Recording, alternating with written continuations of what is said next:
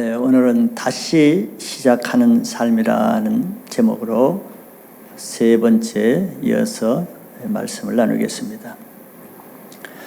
우리가 짧은 인생을 살지만서도 사는 가운데 완전하지 못하기 때문에 많은 시행착오를 겪게 됩니다. 때로는 연약함으로 넘어지기도 하고, 또 실수로 죄를 짓기도 하고, 또 어떤 때는 알면서도 고의로 죄를 짓고 넘어지기도 합니다. 죄인이기 때문에 어쩔 수가 없죠. 그러나 우리가 그럼에도 이렇게 신앙생활을 하고 또 이렇게 다시 살아갈 수 있는 것은 하나님은 우리가 한 번 실패했다고 아주 넘어지게 하지 않기 때문입니다. 하나님은 언제든지 다시 실패한 자리에서 일어서면은 하나님도 우리를 다시 받아주고 다시 새로운 인생을 시작하기 때문에 우리가 지금도 많은 실패를 했음에도 다시 회복되는 삶을 살고 있는 것입니다. 우리 인생이 만약에 100m 단거리 경주라고 하면은 한 번 넘어지면은 회복하기 어렵습니다. 단거리에서는 한 번 넘어지는 것은 결정적인 실패가 되기 때문이죠. 그러나 우리 삶은 100m 단거리가 아니고 긴 거리, 수천 킬로, 수만 킬로, 평생을 달려야 되는 긴 장거리 경주입니다. 이 장거리 경주에서는 한두 번 넘어지는 거 문제되지 않습니다. 왜냐하면 나만 넘어지는 게 아니고 수많은 사람들이 수많이 넘어지기 때문에 넘어지는 것이 인생의 장애물은 되지 않습니다. 장애물이 되는 것은 한 번 넘어졌다고 실망하고 실패하고 포기하는 것이 문제지, 넘어졌더라도 다시 일어서서 다시 뛰어가는 사람에게는 넘어지는 거 아무 문제가 되지 않지요. 왜냐하면 아무도 안 넘어지는 사람이었기 때문에, 넘어지는 것 때문에 다시 일어서지 않는 사람은 누구겠습니까? 자기 의의가 강한 사람이겠죠. 자기 실수를 인정하기가 너무 힘들기 때문에 한 번 실수하면 그 사람은 그 한 번의 실수로 자기 인생을 끝내버립니다.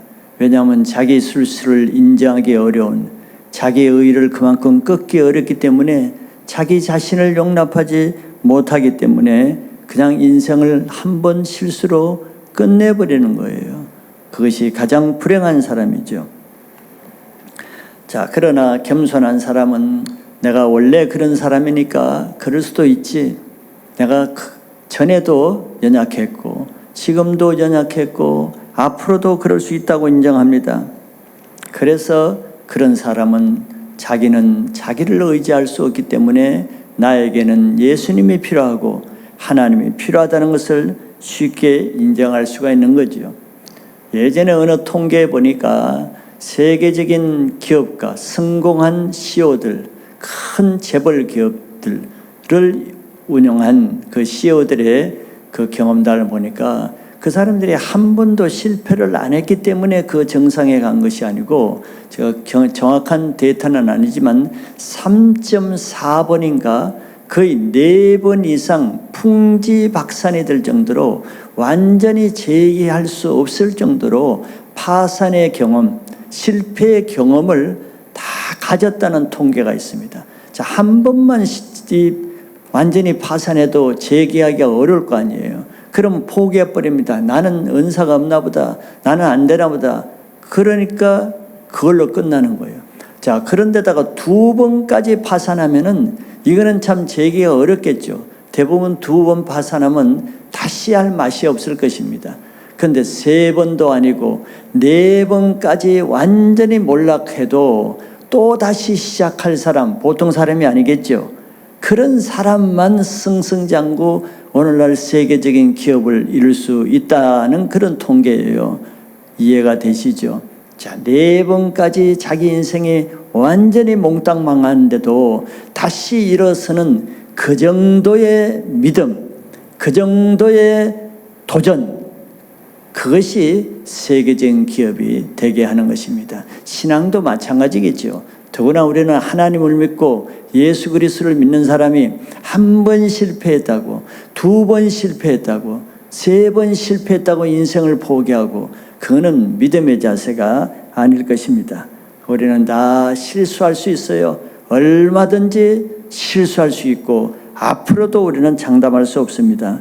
그러나 그것이 중요한 것이 아니고, 예수님은 그런 실패한 세리들과 창기들을 위해서 이 땅에 오셨다 하는 그 믿음이 중요한 것이죠. 실패한 사람에게는 예수님이 기다리고 계시는 겁니다. 그래서 우리는 다시 일어설 수가 있는 거죠.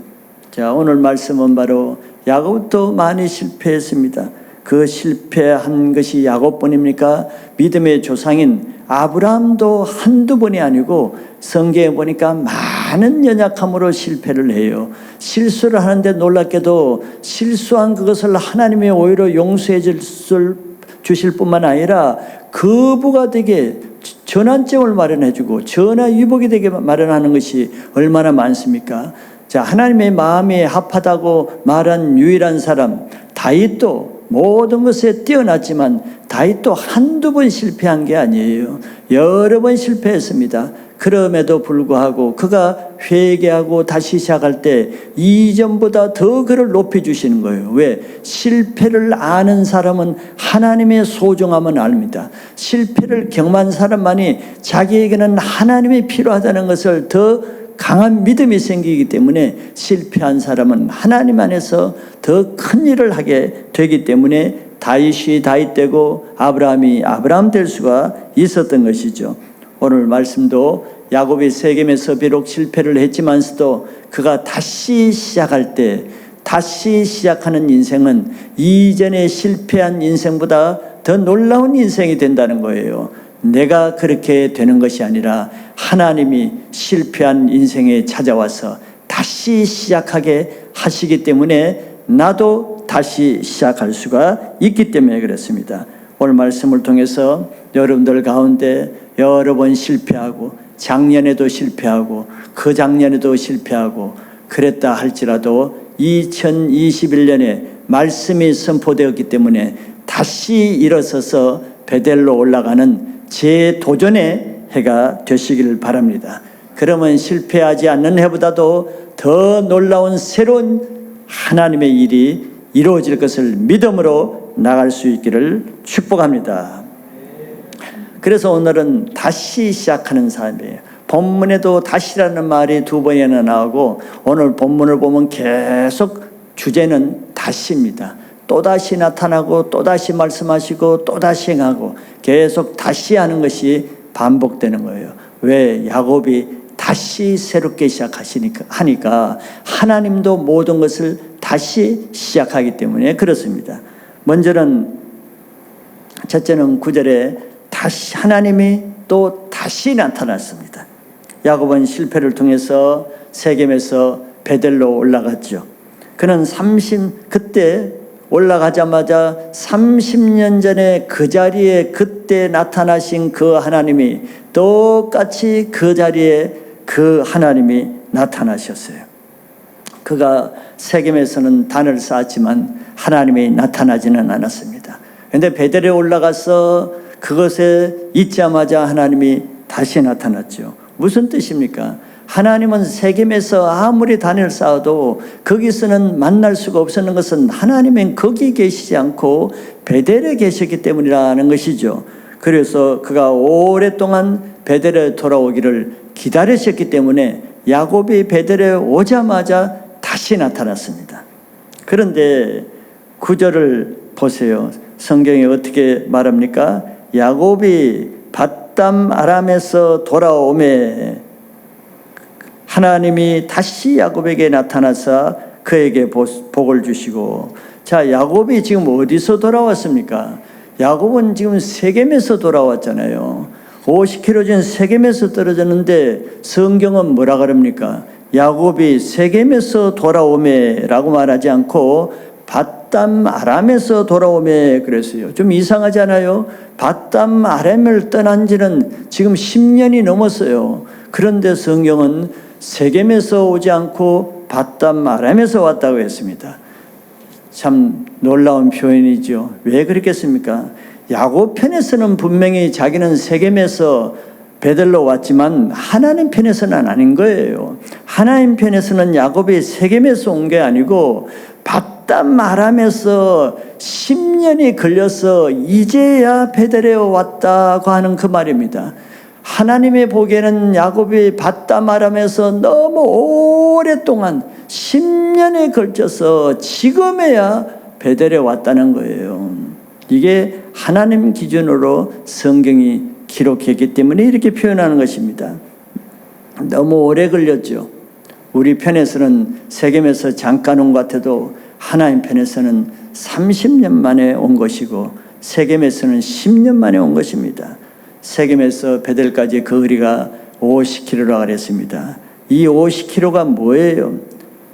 야곱과 하나님과의 마음의 거리입니다. 세겜에서 베델 오는데 야곱이 10년 걸렸습니다. 이 10년 기간이 뭐겠어요?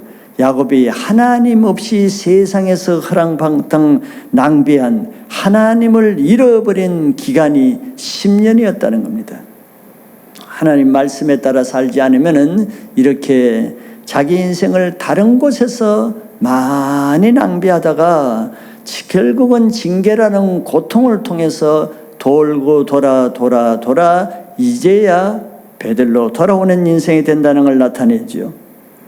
하나님 말씀을 따라 살지 않은 인생은 성공하고 안주하고 평안하고 비록 행복할지라도 그것은 세월을 낭비하는 기간이고 그것에서는 마음이 하나님과 거리가 진 삶이고 그것은 하나님이 없는 허랑방탕한 시간이 되는 겁니다. 가장 바른 삶이 뭐겠어요? 인생이 가장 빨리 가는 직선거리는 하나님 말씀 따라 사는 것이 돌아가지 않고 직선으로 바로 낭비하지 않고 가는 삶입니다.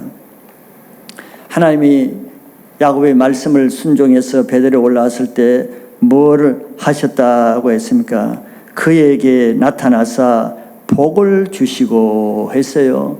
그 복 참 오래간만에 받는 거예요. 30년 전에 약속한 그 복을 10년 동안 기다렸다가 이제야 겨우 복을 줄 수 있었어요. 야곱 편에서 보면 진작 그 복을 받고 행복하게 살 수 있었는데 그 복을 10년이나 늦춰서 이제야 그 복을 받았다는 거죠. 그동안 복 없는 인생을 살았다는 거예요. 하나님은 이렇게 우리의 거주의 한계를 정하시는 분이라고 했습니다. 하나님께서 있게 하신 그 장소에 있을 그때 그 장소에 하나님이 나타나십니다. 우리가 다른 데서 아무리 예배를 드리고 하나님을 봉사하고 하나님을 섬긴다 해도 하나님이 계시는 곳에서 그걸 해야 되겠죠. 하나님도 계시지 않는데 나 혼자 예배 드리면 뭐 하겠어요? 하나님이 안 계시는 곳에서 찬양을 하고 기도한들 그게 뭐가 되겠어요?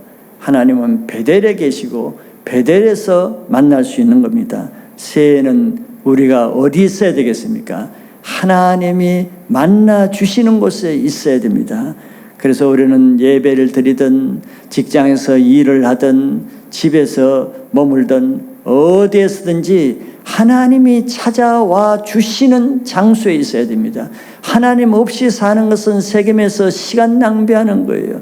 그래서 날마다 매 순간마다 아침 첫 시간에 큐티를 통해서 예배를 통해서 말씀을 통해서 하루가 끝나기 전에 기도를 통해서 말씀을 통해서 하나님을 만나는 그 삶, 하나님과 동행하는 그 삶 자체가 내 인생이고 한순간이라도 하나님이 없는, 하나님을 만나지 않는 그 삶은 종교 행위 또는 하나님이 없는 방황하는 삶이 되는 거예요.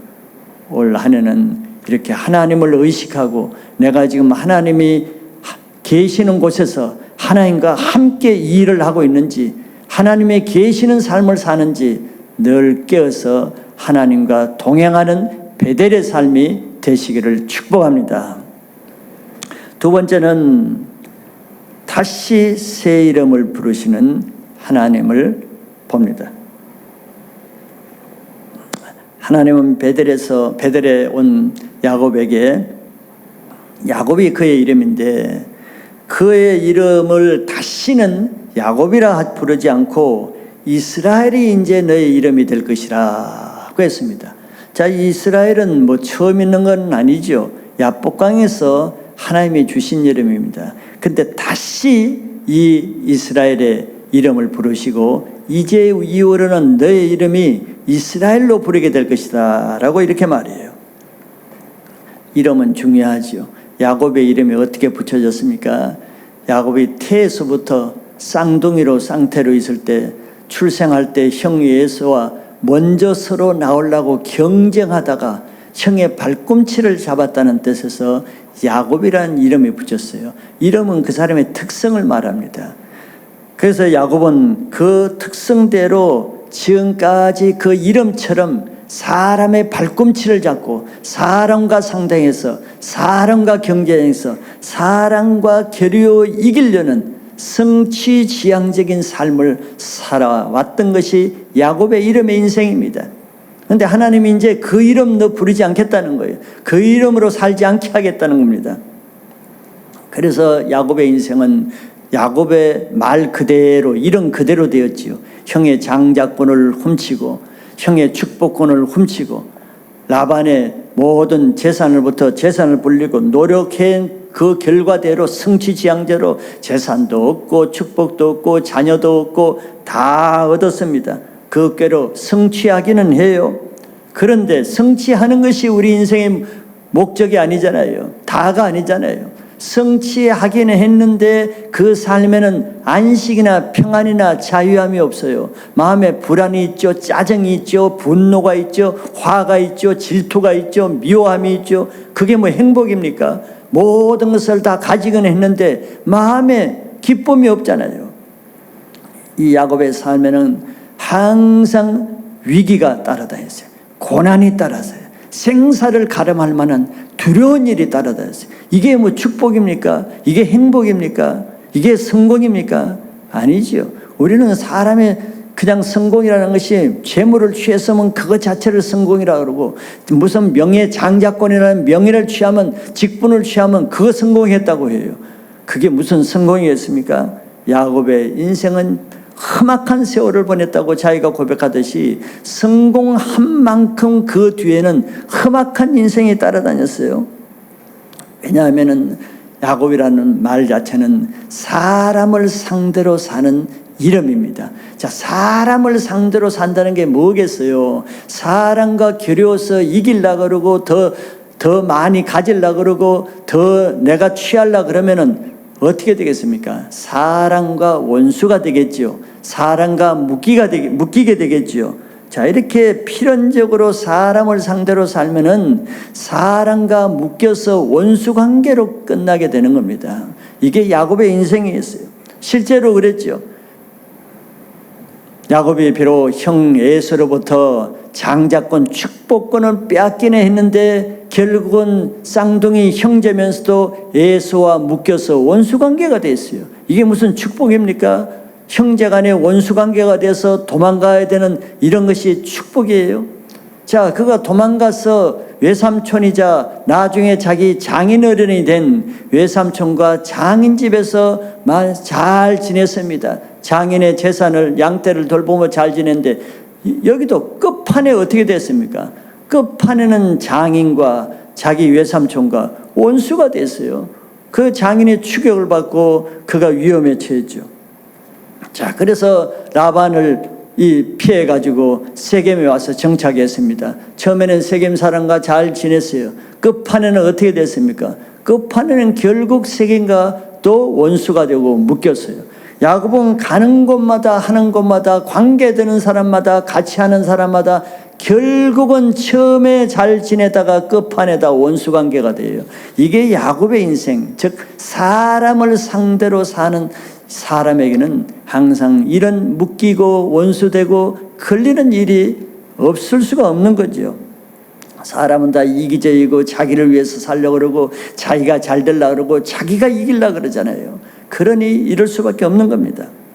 자, 그런 야곱의 인생에 하나님이 뭐라고 그랬어요? 너 이제 다시는 너 이름 야곱이라고 부르지 않겠다. 그건 뭐겠어요? 야곱이라 이름은 저주 같은 이름입니다. 묶이고 원수되는 이름이에요. 너 이제 베델에 올라왔으니까 너의 이름을 내가 다시는 야곱이라 부르지 않겠다. 너 이제 야곱으로 살지 말라는 거예요. 야곱으로 살아서는 안 된다. 그래서 이제는 너는 이스라엘로 살라 그랬어요. 야곱은 사람과 겨루어서 이긴다는 뜻으로 붙여진 이름이지만 이스라엘은 어떤 이름입니까?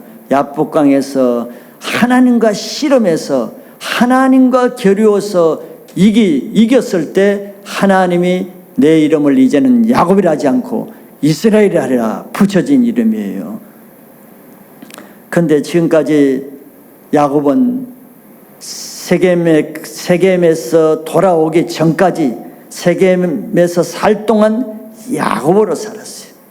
그래서 하나님이 이제 너의 인생 이제 세겜으로서 야곱의 인생은 끝내라. 너 이제 베델로 올라왔으니까 베델에서는 이스라엘의 인생이 되라 하는 것입니다. 이전까지는 네가 사람을 상대로 살았지만 이제는 나와 상대로 하나님과 상대로 살라는 거죠.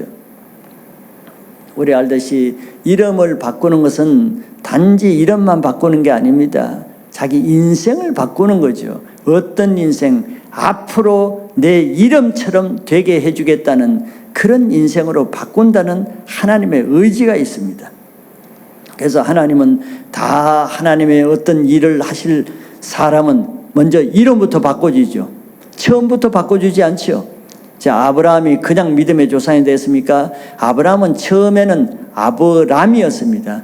아브람으로 잘 말씀을 순종하는지를 쭉 보고 나서 나중에 이제 믿음으로 살 모습을 보일 때 너 이제부터는 아브람이 아니다. 이제 아브람으로 살지 말라. 너 겨우 자식 하나 얻기 위해서, 너 겨우 자식 하나 얻어서 아버지 소리 듣기 위해서 그런 인생, 아브람 인생 끝내고 이제는 너는 너 개인의 인생을 넘어서 아브라함의 인생이 되라. 너는 이제 열방을 세계적인, 민족적인, 나라적인 그런 인생이 되라고 아브라함으로 이름을 바꿔줬잖아요. 그런 것은 아브라함이 그런 인생이 되겠다는 거예요? 아니죠. 하나님이 아브라함으로 하여금 아브라함의 인생이 되게 하시겠다는 하나님의 의지예요. 예수님도 어부였던 시몬을 불러가지고 가만히 보니까 이제 시몬이 하나님 위해서 예수님을 위해서 살 그 믿음이 보일 때 이름을 바꿔줍니다.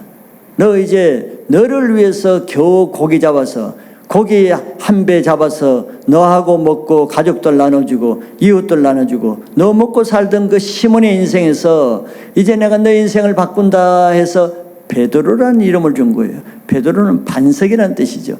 이제 너는 너를 위해서 고기 잡는 어부가 아니고 하나님 나라를 위해서 나를 위해서 사람을 낚는 어부가 되게 하겠다. 그래서 베드로로 바꿔준 것입니다. 그러니까 베드로의 인생이 되었죠. 사도 바울도 원래 이름은 사울이었어요. 자, 사울의 이름은 뭡니까? 사울의 인생은 뭐였어요? 정말 율법에 매어서 교회를 핍박하고 예수님을 핍박하는 아주 완고한 바리새인 중에 바리새인이요, 율법의 종으로 사는 인생이 사울이었습니다. 그러다가 다메섹 도상에서 성령을 체험했죠. 강한 부활하신 예수님의 빛을 체험하고 눈이 멀고 나서 성령을 체험하고 나서 이름을 바꿨습니다. 이제는 바울이라고. 바울은 율법의 매인 삶에서 성령의 매인 삶으로 바뀌는 삶의 표시로 이름을 바꾼 거예요. 자, 우리도 이제 옛사람의 이름, 옛사람대로 살던 야곱의 이름을 바꿀 필요가 있습니다. 새사람으로 살기로 하면은 여러분들도 하나님께 기대해서 어떤 사람이 되기를 하나님이 원하시는지 그 새 이름을 받으시길 바랍니다. 그래서 새 이름대로, 과거의 이름대로 사는 것은 이제 세겜으로 끝내고 이제 베델로 올라왔으면은 앞으로 새 일을 행하실 하나님의 새 이름으로 살아가는 삶이 되시기 바랍니다. 과거의 옛사람의 이름은 사람을 상대로 살다가 묶이고 걸리고 원수되고 미워하고 질투하고 사람 때문에 죄를 짓고 사람에 의해서 넘어지고 망하는 인생이에요. 그렇게 이제 사람의 차원을 떠나서 이제는 하나님 차원으로 올라왔습니다. 야곱의 인생을 하나님이 어떻게 했습니까? 에서와 묶인 것을 하나님이 풀어주고 라반과 묶인 것을 하나님이 풀어주고 세겜 주변 족속들이 추격하는 것을 하나님이 막아주고, 자, 하나님을 상대로 하는 것은 모든 묶임을 풀어주고 모든 원수된 것을 풀어주는 인생이 하나님을 상대로 하는 인생입니다. 내가 풀려면 힘들지만 하나님 앞에 가면은 하나님이 풀어주는 거예요. 새해는 하나님을 상대로 살아서 모든 묶인 관계, 모든 엮인 관계, 모든 원수된 관계 다 풀고 베델에서 사시길 바랍니다. 세 번째는 또 무슨 다시겠습니까? 약속을 다시 주시는 하나님입니다.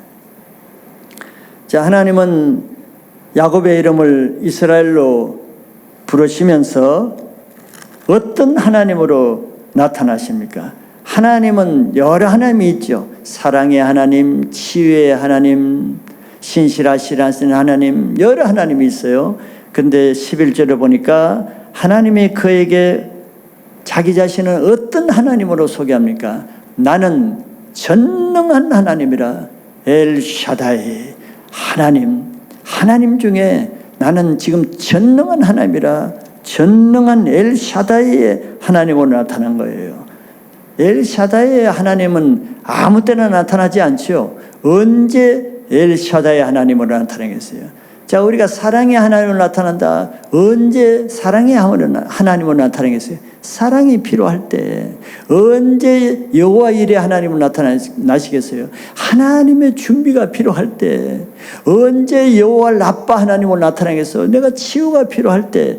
마찬가지로 자, 지금 야곱에게 어떤 하나님으로 나타났습니까? 전능하신 하나님이 필요한 거예요. 그래서 하나님은 내가 전능하신 하나님이다 이렇게 말했어요.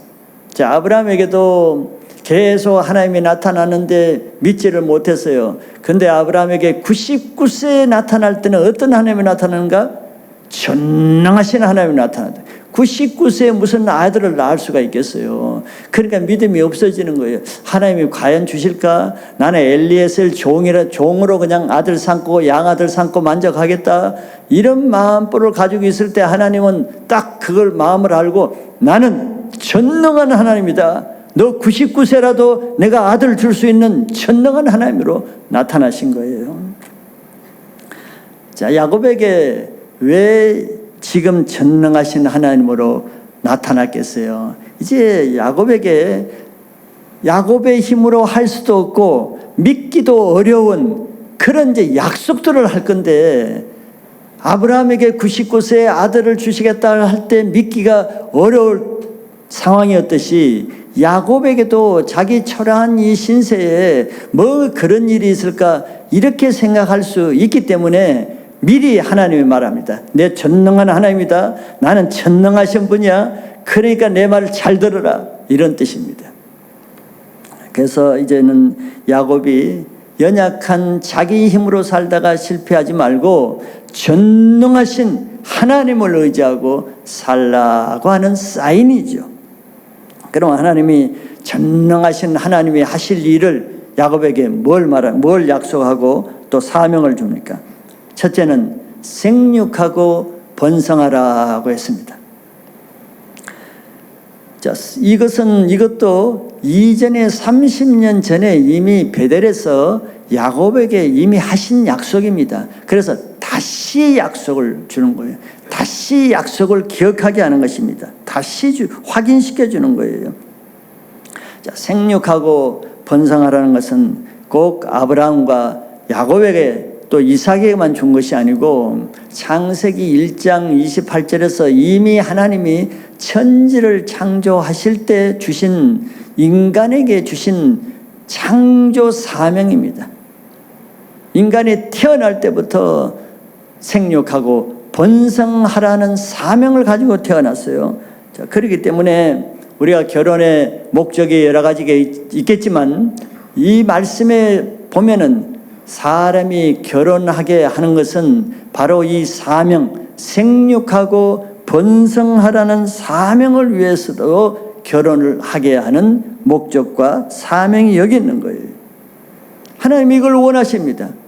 왜 원하시는지는 이제 우리가 볼 수 있어요. 그런데 자, 이것이 얼마나 중요합니까? 생육하며 번성해야 하나님이 생육하고 번성한 그 인간들을 통해서 하나님의 사역을 할 수 있고 계획을 이룰 수 있는데 이거를 사단이 가만히 있겠어요? 그러니까 사단은 하나님의 이 창조 사명을 어떻게든지 방해하고 막으려고 하겠지요. 그런 일을 지금도 하고 있는 것입니다. 그래서 동성애를 통해서 생육하지 못하게 사단이 지금 이런 짓을 하고, 낙태를 통해서 이미 생육된 생명을 오히려 번성하지 못하도록 무차별하게 죽이는 일을 하고, 생육하는 것을 어떻게든지 막고 부수고 잔인하게 죽이는 일을 누가 하고 있겠어요? 그리고 또 이 시대의 사람들은 생육하고 번성하라는 하나님 말씀에 대적하기 위해서 아예 결혼도 안 하려는 사람이 늘어납니다. 결혼을 하는 것보다 혼자 사는 것이 낫다. 생육하지 않는 삶을 선택하기도 하고, 결혼을 했더라도 자녀는 낳지 않겠다고 하는 커플도 있고, 또 아예 생육하지 못할 결혼, 동성애 결혼을 해서 생육을 막는 이런 것이 마지막 시대에 일어나는 현상이 지금 나타나고 있는 거죠. 그래서 갈수록 생육하는 것은 적고, 그래서 갈수록 노인 인구는 늘어나고, 이것이 결국은 하나님을 거슬려 사는 이 시대, 마지막 시대는 이 자체가 지향이 될 거예요. 새로운 생산 가능한 시대는 점점 없어져 고갈되고, 일할 가능성이 사업장에, 노동 현장에 젊은 가용 인원은 없어지고 이제는 은퇴 인원만 늘어지면 이 시대가 어떻게 되겠어요? 이것이 마지막 시대의 재앙이 될 겁니다. 하나님의 사명 말씀을 거스르는 세대의 결국은 재앙밖에 없는 거예요. 그래서 야곱에게는 생육하고 번성하라는 명령을 했어요. 그래야 야곱의 후손들을 통해서 하나님이 하실 일이 있기 때문에. 그것이 뭐겠어요? 자, 두 번째 어떤 약속을 줍니까? 내 후손에게서, 내게서 한 백성과 많은 나라들이, 또 왕들이 나오게 될 것을 약속합니다. 자, 많은 나라들이 세워지기 위해서, 민족들이 세워지기 위해서, 왕들이 세워지려면 어떻게 되겠어요? 아니, 나라의 구성 요소가 뭡니까? 영토와 국민과 주권이 있어야 되잖아요. 그런데 땅은 있어도 백성, 사람이 없으면 그것이 무슨 나라가 되겠어요? 그래서 하나님은 야곱에게 먼저 생육하고 번성하라. 왜냐하면 내가 내게서 한 민족을 이루고 백성을 이루고 내 후손 중에서 많은 왕들이 나오게 하는데, 생육하고 번성해서 백성이 없으면 어떻게 나오겠느냐, 이런 뜻이죠. 하나님은 이전에 야곱으로 살 때와 전혀 차원이 다른 인생이 되겠다고 하는 겁니다.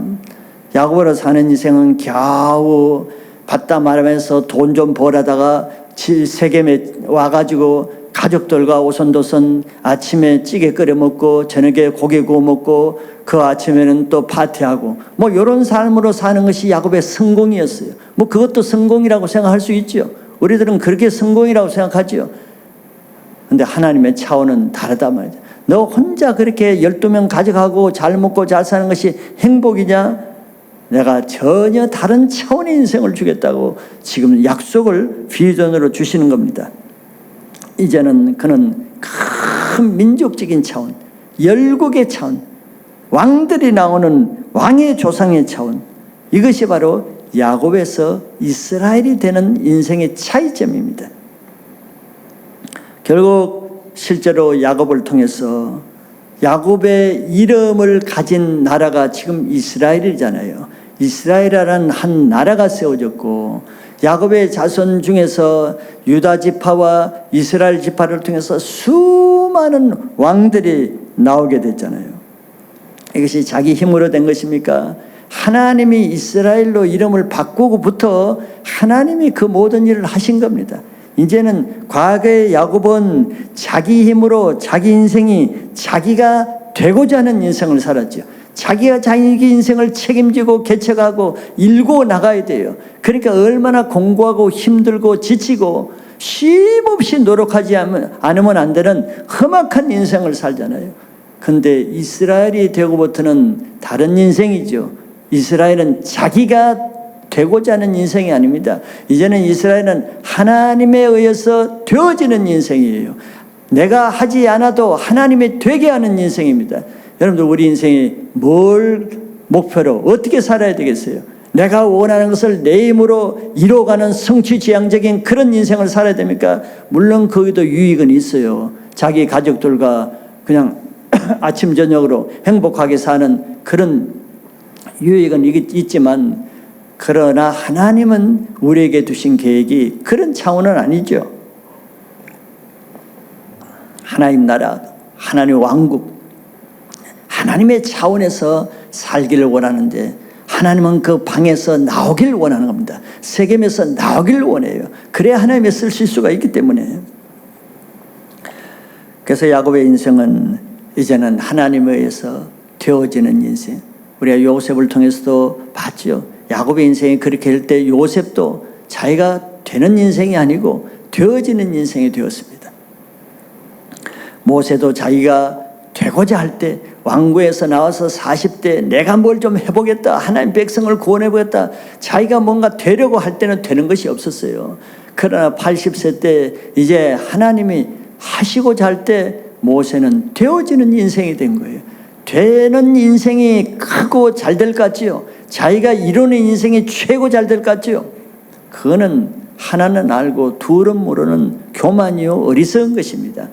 내가 할 수 없어도 하나님이 되게 하시면은 내 한계 분량을 넘어서는 인생이 됩니다. 여러분들, 이런 눈을 좀 들어서 베델을 바라보세요. 세겜을 바라보지 말고 자기 인생만 바라보지 말고 하나님 나라를 바라보세요. 자기 인생만 바라보면 자기가 자기 인생을 책임져야 되는 고달픈 인생으로 빠집니다. 그러나 하나님을 바라보세요. 그러면 내 인생을 넘어서서 하나님이 하시는 나라를 향해서 나아가게 됩니다. 너는 그의 나라와 그 일을 먼저 구하라. 무엇을 먹을까, 무엇을 마실까, 무엇을 입을까, 거기에서 벗어나라. 벗어나서 그의 나라와 그 의를 먼저 구해봐라. 그것들은 다 더해지는 것이다. 하나님의 약속입니다.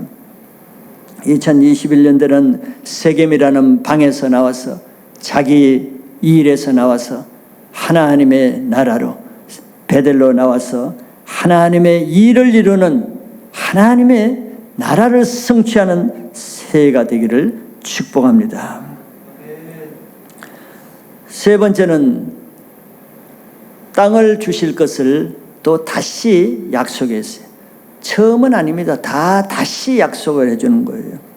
이미 하나님은 아브라함에게도 그 땅을 주겠다 그러면서 너와 내 후손에게 주겠다 그랬습니다. 이삭에게도 그랬고, 그 후손이 누굽니까? 야곱이에요.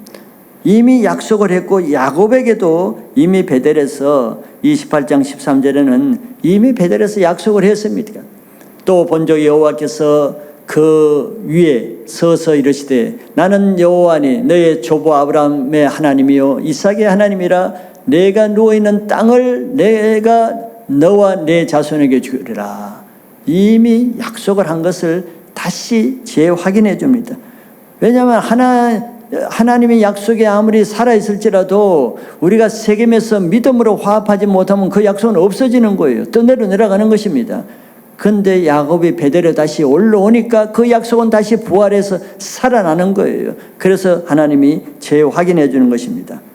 자, 여기서 우리가 하나 저기 보세요. 아브라함의 하나님이요 이삭의 하나님이라 그러면서 뒤에 보세요.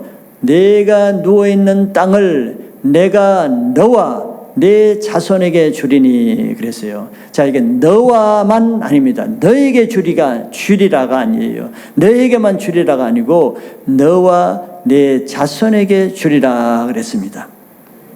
자, 하나님이 우리에게 하시는 약속은 내 당대에 모든 것이 이루어지지 않습니다. 하나님은 무한하신 역사의 주관자신데 한 당대에 다 이루면 하나님의 역사는 없어지겠죠. 그걸로 다 이루고. 하나님의 역사는 그런 게 아니에요. 하나님이 연대적으로 순차적으로 단계적으로 모든 연대를 통해서 점진적으로 단계적으로 이루어집니다. 아브라함에게 준 약속 아브라함에게 다 이루어요. 너에게 이루어지는 것이 있고 이삭 때 이루어지는 것이 있고 야곱 때 이루어지는 것이 있고 다 그렇게 되지요. 그래서 아브라함에게 이 땅을 주리라 했는데 4대 만에 네 자손이 들어오다. 400년 뒤에 준다고 그랬어요. 그동안에는 애굽에서 살았어요. 자, 단계적으로 주신단 말이죠. 야곱에게도 마찬가지고 우리에게도 마찬가지예요. 자, 이것은 뭘 뜻하겠어요? 뭐가 중요하다는 것입니까? 이 당대에 사는 내가 물론 중요하죠. 내가 중요해요. 하나님이 너와 그랬으니까, 너에게 약속을 이룬다 그랬으니까 내가 믿음을 가지고 사는 게 중요합니다. 더 중요한 것은 뭐겠어요? 너와 내 자손에게 주시겠다 그러는 거예요. 나를 통해서뿐만 아니라 우리 자손 세대, 다음 세대를 통해서 주시겠다는 겁니다. 자, 이것이 뭐가 중요하다는 거예요? 이 시대와 이 교회와 우리 개인의 신앙에 중요한 것은 내 신앙도 중요하지만 이 시대 당대 신앙도 중요하지만 다음 세대 신앙이 얼마나 중요한가를 말해주는 것입니다. 그래서 다음 세대가 중요한 거예요. 다음 세대가 없으면 그 유업은 끝납니다. 다음 세대가 없으면 아브라함 때 그것이 끝나버려요. 이삭 때 끝나버리고 야곱 때 끝나버립니다. 다음 세대가 없는데 그 유업을 누구에게 물려주겠어요? 어떻게 이루겠습니까? 너희 후손이 없는데. 그래서 다음 세대가 믿음으로 준비되어야, 믿음으로 받을 수 있는 다음 세대가 있어야 나에게 준 약속이 다음 세대로 이어지고 하나님의 약속이 이루어지는 것이지, 믿음으로 받을 세대가 없는데 어떻게 그것이 계속 내려가겠어요? 한 가정에 부모 세대의 믿음 중요합니다. 부모 세대 믿음이 중요하지만 하나님은 부모 세대에게 주신 약속도 있고 그 부모 세대를 통해서 계속 이어갈 하나님의 약속 유업이 있단 말이에요. 그거는 뭘 통해서? 자기 자녀 세대를 통해서 그것이 이루어지게 하는 겁니다. 그러니까 내 신앙이 중요할 뿐만 아니라 내 다음 세대 신앙이 중요하겠죠. 한 교회 개척기의 그 신앙이 계속해서 이어지기 위해서는 개척기의 신앙 잠깐 하다가 없어지는 거, 그게 중요한 것이 아니에요. 이 교회에 주신 하나님의 올드웨이 처치가 아니라 뉴웨이 처치로 하겠다, 새 교회로 되겠다, 내 이름을 기쁘게 하는 교회가 되겠다, 이것이 당대에만 기쁘게 하고 그 다음 세대에 없어지면 무슨 의미가 있겠어요? 그것이 예수님이 오실 때까지 하기 위해서는 개척기의 그 믿음이 다음 세대에 이어가야 되는데, 그러면 다음 세대가 그 오리지널 믿음을 받을 수 있는 준비된 세대가 있어야 이어갈 게 아니에요. 그렇지 않으면 당대에만 있다가 거쳐집니다.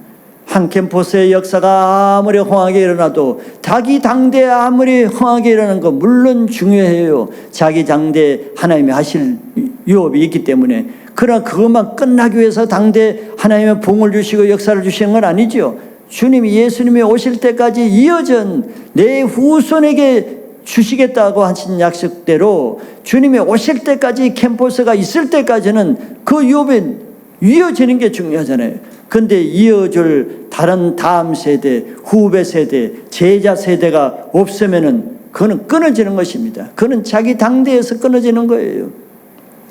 아무튼 교회 팀셀에서 아무리 팀셀에 부흥해도 그 다음 세대, 그 팀셀의 부흥을 이어갈, 다음 학기 팀셀이 개편될 때, 내내 팀셀이 개편될 때 그 유업을 이어갈 세대 후계자를 세워놓지 못하면은 자기 당대에 그냥 부흥하고 없어지는 겁니다. 그것은 의미가 없는 것이죠. 하나님의 역사를 오히려 끊어버리는 그런 역할을 하게 되는 거예요. 자기 사역으로 끝나는 거예요. 우리는 하나님이 약속을 이루시는 방법을 알아야 됩니다. 나에게 준 약속, 나에게만 이루는 것이 아니라 나에게 주신 그 약속을 다음 세대에 이어간다는 걸 알아야 돼요. 그렇기 때문에 뭐가 중요합니까? 내가, 여러분들 지금 세대 사는 자기 자신의 뭐가 중요해요? 우리 위에 선조들이, 130년에 들어온 믿음의 우리의 선조들이 이 땅에 내려오는 신앙의 유업을 내가 받을 만한 믿음으로 준비되는 것이 중요해요.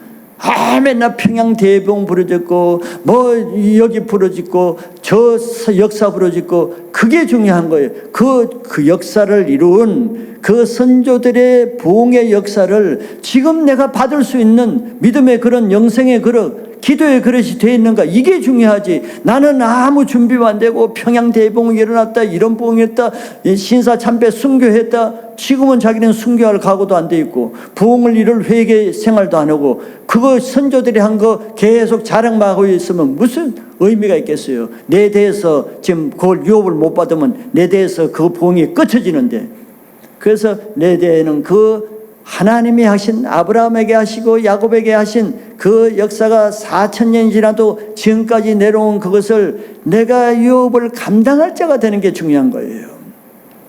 그리고 또 하나 사명은 뭡니까? 내가 감당할 뿐만 아니라 내 대까지 내려온 그 유업을 내 밑에 세대, 다음 세대까지 물려주는 것까지 내 책임이요 사명입니다. 내가 받아야 되는 그 사명도 있고 다음 세대 흘러보내야 될 유업을 전달해줘야 될 사명 두 가지가 있는 거예요. 여러분들은 2021년에 이제는 먼저 우리 초창기 때 하나님이 주신 그 믿음의 유산, 성령의 역사의 유산, 기도의 유산을 받을 준비를 먼저 하시길 바랍니다. 그리고 그뿐만 아니라 이제는 내 당대에 그치지 않고 내 자녀 세대, 내 후배 세대, 내 새로운 새가족 세대, 내 유산을 물려줄 수 있는 후계자, 제자를 세우는 사명도 감당할 수 있기를 바라겠습니다. 마지막 네 번째는 또 다시 베델이라 부르는 야곱을 봅니다. 하나님께서 야곱이 베델에 왔을 때 그곳에 나타나서 이렇게 여러 가지 다시 시작하는, 다시 주는 약속과 복과 사명을 말씀하시고 그 자리에서 또 다시 하늘로 올라가 버렸어요. 그때 야곱은 하나님과 말씀하시는 그 장소에 야곱은 다시, 즉 30년 전에 했던 것을 다시 리바이벌 하는 거예요. 다시 돌기둥을 세우고 다시 그 위에 전제물과 기름을 부었다 그랬어요. 그리고 다시 또 뭐라 그랬습니까? 베델이라 불렀더라. 베델이 무슨 뜻이라 그랬습니까? 베드, 즉 하나님의 집이라는 것이에요. 다시 그 장소를 하나님의 집이라고 불렀어요. 세겜을 하나님의 집이라고 부르지 않습니다. 그건 하나님의 집이 아니었기 때문에 이제 베델로 들어와서 야곱이 다시 30년 만에 똑같이 리바이벌 하는 것입니다. 여기가 하나님의 집이다. 여기가 내가 있어야 될 집이라고 고백하는 것이. 이로써 야곱은 드디어 늦었지만서도 다시 신앙을 리바이벌 해가지고 다시 30년 만에 옛날 30년 전에 서원한 서원을 갚고 지켰습니다. 멋있는 장면이지요. 실패가 중요한 것이 아니라 실패를 딛고 일어서서 다시 승리한 이 모습이 야곱이 야곱되게 한 거예요. 야곱은 하나님이 그의 모든 인생을 다시 살게 하시를 기회를 줬을 때, 즉 디나 사건으로 실패할 때 찾아와서 베델로 올라가라는 그 기회를 주셨을 때 기회를 놓치지 않았습니다. 그때 실망하고 내 인생 이제 망했는데 뭘 지금 올라가서 뭐 할까 이렇게 하지 않고 다시 붙잡고 베델로 올라왔을 때 하나님도 야곱의 인생을 다시 시작하도록 충분히 도와주신 거예요. 이게 하나님의 사랑입니다. 이런 하나님을 우리가 섬기고 있어요. 그래서 하나님은 전능하신 하나님이다. 내가 못할 게 뭐겠냐? 네가 실패했다고 네가 뭐 아주 실패하는 거냐? 네가 실패하면 내가 못 도와줄 줄 아느냐? 나는 전능한 하나님이다. 지금이라도 너를 전능하게 만들 수 있다. 이런 하나님이 우리의 하나님이 되신 것을 감사하시길 바라요. 우리도 이제 집을 나가서 세겜에서 살던 인생을 정리하고 베델로 돌아올 때가 되었습니다. 실패한 자리에 이제 더 이상 머무를 이유가 없는 거예요. 안주하던 거, 자기만을 위해 살던 인생, 자기 가족만을 위해 살던 인생, 자기 계획만 이루고자 하는 인생, 그런 작은 인생에서 벗어나서 이제는 열국이 나오고 한민족이 나오고 열왕들이 나오는 이제는 하나님 나라를 바라보는 큰 인생으로 사시는 한 해가 되시기를 바라겠습니다. 하나님 여러분들에게 베델에서 세일을 행하실 하나님을 찬양합니다.